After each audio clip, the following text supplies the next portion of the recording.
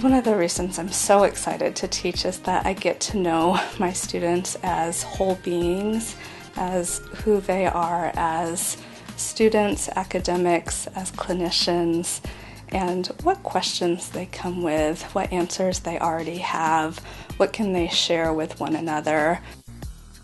I believe strongly in collaborative learning, to ask a good question and create dialogue and discussion. That's one of my goals as a teacher, is to combine an intuition, a spirit, but then also best practice.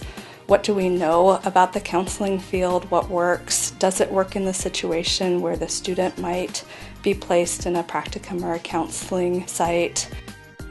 I get to talk about resiliency, what people need to thrive, and so much of psychology has asked the question, what goes wrong?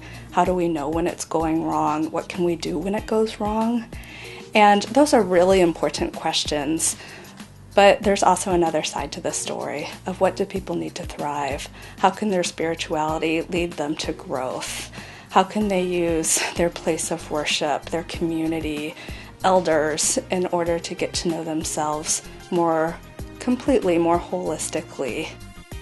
And it's never one or the other. It's never all about strengths, because we know that people do come with real-world problems, but we also know a deficit-based problem saturated model doesn't show the whole person, doesn't always highlight their spiritual gifts and resources.